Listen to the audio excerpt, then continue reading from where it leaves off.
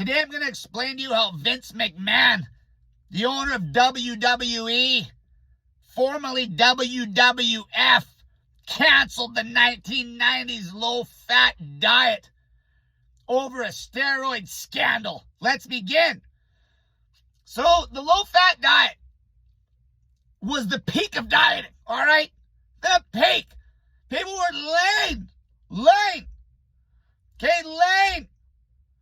Okay, the 80s, the 90s, everyone was doing low-fat. It works. It's the best diet. Okay, it's the best diet. People in Asia, that's how they eat. Low-fat diet. What happened was in 1992, McMahon was basically going to get charged with distributing steroids, PEDs, to WWF wrestlers. So it was a huge scandal that he had to fix. Okay, so what he did is he went and hired a guy by the name of Mauro Di Pasquale. You may have heard of him. Okay, Pasquale was a Canadian powerlifter, and he was the medical director for the WBF, World Bodybuilding Federation, for drug testing. So basically, McMahon hires him. He's like, okay, we're getting this guy in. We're taking care of this, so I'm not going to get busted, because it would have been a terrible image. So in 1992, even to make an example of a wrestler, that's when they fired the Ultimate Warrior. Because the Ultimate Warrior is like insane jacked. He was like next level at the time. 1992, they canned the Ultimate Warrior. McMahon hires Di Pasquale to do this drug testing. Basically, this drug testing protocol is a bunch of bullshit. And then he also gets Di Pasquale to make this diet that's equal to PEDs called the anabolic diet, which is just a gimmick. It's a gimmick. Okay? Nobody was doing that diet. It was dog shit. But what was it? It was basically a high-fat, low-carb, during the week diet, and then you carb cycle at the end of the week. Okay? Yo-yo dieting, bar none. Dog shit diet. What worked was low-fat dieting, lean protein, and carbs. Okay? Especially when Meltzer really amped that up. Meltzer was one of the first guys to really advocate low-fat, high-carb, moderate protein. And then it just got even better with the 80s bodybuilders, the 90s bodybuilders. Okay? Not just the bodybuilders either. You got Susan Powder was pushing low-fat dieting for your average women, getting them skinny. Like Corey Everson, I don't know if you remember any of these names. Okay, these aerobics instructors. Low-fat dieting works. Okay, low-fat dieting, lean protein, and carbs.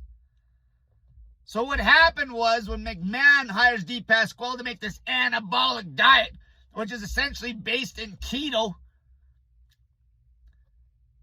just to cover his ass and saying, oh, the wrestlers are going to do this diet instead of PEDs now, which was bullshit. That led to a huge outbreak of high-fat, low-carb bullshit. So the Atkins diet was basically, came out in like 1972, didn't catch because it's shit. And then it just relights in 1997. A whole book is like the bestseller, 97. All started with McMahon and that anabolic diet bullshit, which led to all this diet confusion, diet culture. Okay, and then that with the advent of the internet and the .com, and now you got like this polarization on the internet. Everyone's confused. It all started with McMahon basically canceling that low-fat diet to try to save his ass, to get a guy to come up with some gimmick diet that's just yo-yo dieting, dog shit, high fat, make you fat as hell joke. Okay, it's a joke. So he wasn't going to get busted, to keep the image of the WWF high. Like they even got rid of Ultimate Warrior because of this. Okay, this is huge shit. Okay, that WWF, when it became WWE, was worth billions. Okay, in North America, McMahon had a huge pull. Okay, like you got to give him credit. He's a marketing genius. Saved his ass. Marketing genius. Okay, Trump even learned shit from him. And what did it lead to? All this bullshit. Carb phobia. Carb phobia. All this bullshit Atkins crap. All these stupid low carb supplements and high fat, chasing high fat, which you can make a assumption that led to blowing up the vegan movement and shit in the early 2000s because people were just chasing fat, okay, chasing just meat and just avoiding carbs like crazy. That's why you're all fat. And that's why you're all confused. Okay? The last time where we had honesty was in the 90s. Low-fat dieting. Low-fat dieting. Low-fat dieting. There was no vegan agenda. There was nothing being pushed with high-fat, low-carb. It was just a quality low-fat diet. Lean protein and carbohydrate. You would never get fat. And this is why people somehow think that the low-fat movement caused the obesity epidemic. They're idiots. They're idiots. Okay, that Atkins diet would have never took off again if it wasn't for McMahon. That Atkins diet was shit in the 70s. Okay, even Garanda, really, he had all sorts of gimmicks. Okay, the low-fat dieting was nothing new, but it really blew up with Mentzer when he started saying the fat could be low. And then bodybuilders after him started getting more extreme with it. Most people that were into fitness back in the 90s were running 5% fat in their diet, 5 to maybe 10%. Protein was up, carbs are up. Some people were a little less carbs in the protein count. Some people were more carbs in the protein count. Depending on the sport, depending on maybe they were into aerobics or bodybuilding. So just like I've been talking about, you just cut the fat through the floor. If you're super fat, you can run that fat to the floor. We're talking nothing. We're talking way under 10 grams a day. And once you get lean, you play. And you don't avoid the lean protein. Okay, muscle loss city.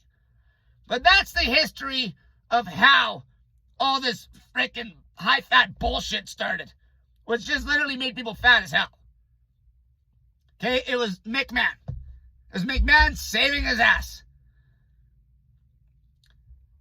So that's why you can trust low-fat dieting, because it was in a time where there wasn't all this dogma, and the internet really blew up the high-fat bullshit. Like that Atkins shit blew up. Okay, and like definitely the vegan movement was probably a reaction to that. And then the carnivore bullshit was a reaction to the veganism. And then you get all the freaking documentaries. Then you get the algorithms working in the extremes. Everyone's confused about what. That's why you go back to the golden times. Okay, you go back to the time where the dieting was the best. Okay, the best. Okay, even most of the bodybuilders, even in the 70s, they weren't dieting nearly as smart as the guys in the 80s, 90s. Not even close. And that diet is literally the same diet as anybody in Japan would have been eating. Like people that are in Asia. Okay, just that these North American guys like McMahon, okay, they literally have so much pull. They could create a diet and it caught so bad. The people that scared of carbohydrates. Okay? And then the vegan movement made people scared of protein. People are still scared of protein, lean protein. Low-fat dieting is back, baby. Low-fat dieting is back. Okay, this history is important. Because now people know what the hell happened. Okay, I don't want to screw this video up with no swears. Okay, now people can start digging into this. You can dig into it. Look up more D. Pasquale. Look up the anabolic diet. Look up the politics with the WWF. Okay, look up how Ultimate Warrior got fired. Okay, it was just a huge crock of shit that led to the worst dieting advice known to man. causing the obesity epidemic to explode in the late 90s, early 2000s, and up to now. When they had it on point,